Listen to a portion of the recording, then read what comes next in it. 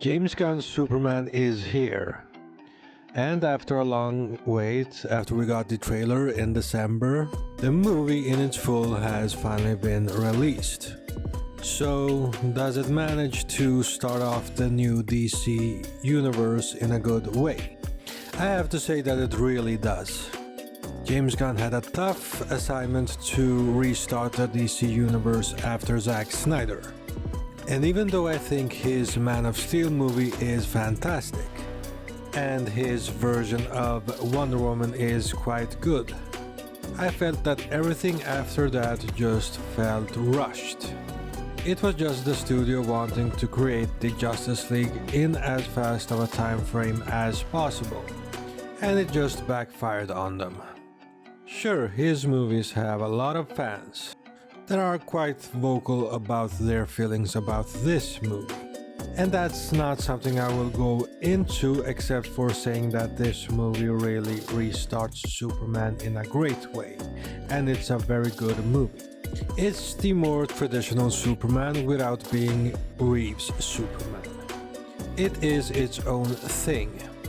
James Gunn manages to direct and write a movie without telling you the backstory, which is not needed anymore. We have had a lot of superhero origin stories over the years, and if you're not going to do something different with it, then it's not really a point to show it anymore because we know the backstory. So this movie basically thrusts you right into the action, right into the story. Clark Kent has been Superman for 3 years in this movie, and we basically start in the middle of him battling something. The movie is not wasting time at all. In this version, the superheroes are already established. You are basically presented a lived-in world already. And that can at times feel a bit confusing when you get into the movie and it starts, because you are used to these movies presenting everything and having the backstory of the main character and superhero in them. But in this movie I feel it all works. If you know Superman, you know who he is, where he comes from and how his backstory happened. And in regards to the other characters like the Green Lantern, he's not really the co-lead in this movie, he's a supporting character. The movie is not about him, he's just there to serve Superman's story. And that is how he's written, and all the other characters that show up here like Hawkgirl and Mr. Terrific. While in Snyder's version you had all these co-lead characters and they were trying to tell the story about all of them and have them fight together without explaining who they are while they are being co-leads. Here the co-leads are Superman, Lois Lane and Lex Luthor. The movie is essentially about them, with the central character being Superman. And this Superman is more classical, it's more how Superman really is. He is the unrelenting positive character. Despite going through problems, he tries to be positive and unrelenting towards those problems.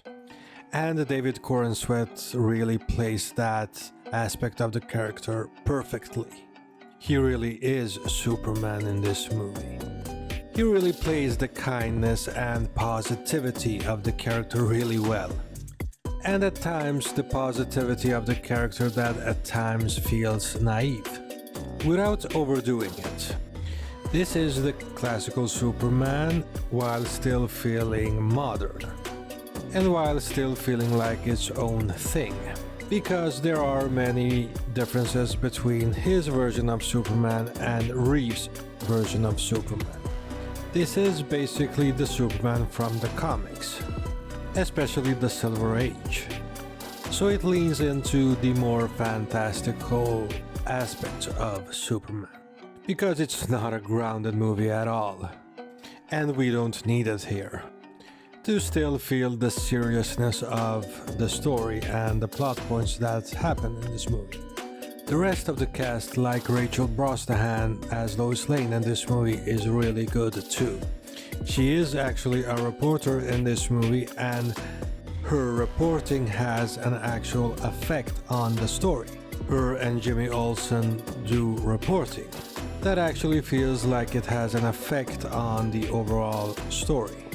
And not just thrown in there that they are reporters. They actually did something with a character like Jimmy Olsen this time around. Also, the relationship between Clark Kent and Lois Lane feels more there in this movie. She already knows he's Superman, but she's still tough towards him. And that's something you get a taste of in some of the trailers of this movie. Nicholas Hoult as Lex Luthor is also really good. The character is written in a way that he balances between too extreme and right there. It is a more cartoony version of the character while not being a cartoony version of the character, if that makes sense. All the cartoonish style with his character has a function for this story, and it works because some of it is existing outside of the movie's story, basically. So while this version of Lex is a bit cartoony, it is a really evil version of Lex Luthor and not the calculating version of Lex Luthor. But it is a very memorable version of Lex Luthor and a very memorable performance by Nicholas Hoult. I have seen some negative comments about the costume design for Superman, and I feel that in motion in the movie it looks good. It really pops off the screen. It's not really stated in the movie how he made his costume, but with the presentation of his Earth parents, Ma and Pa Kent, it's safe to assume that Ma Kent made it for him, so it doesn't really look perfect in that sense. And it's made to look a bit more goofy because he doesn't want people to be scared of him and his powers. Because make no mistake, this Superman is powerful, even though he does get beaten a lot in this movie. But it makes sense because the character has been Superman for just 3 years. So while he had his powers since birth, he doesn't know how to be a superhero properly yet.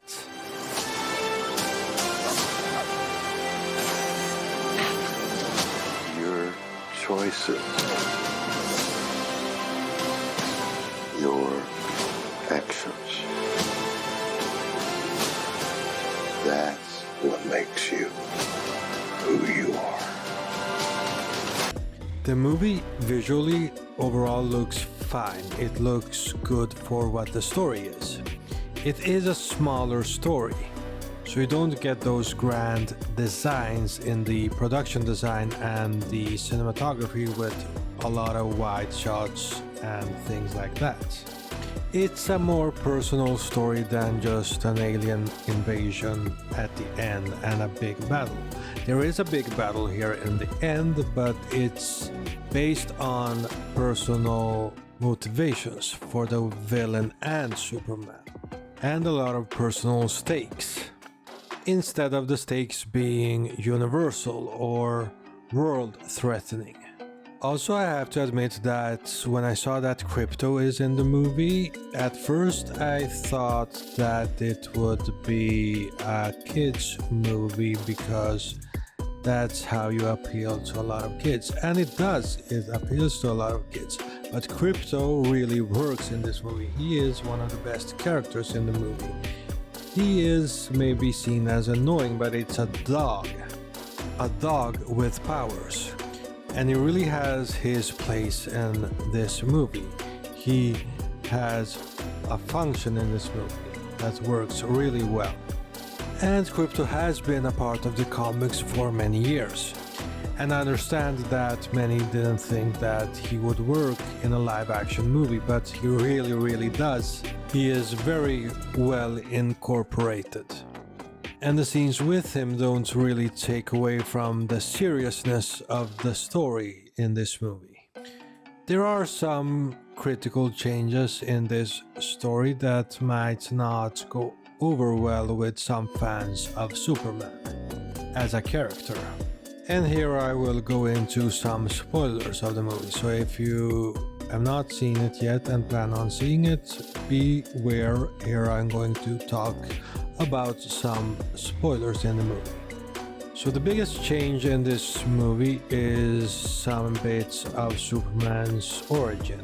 Here, his Kryptonian parents, they are more conquerors than they are trying to send him to Earth as a symbol of hope. Krypton did explode in this version too, but they are conquerors.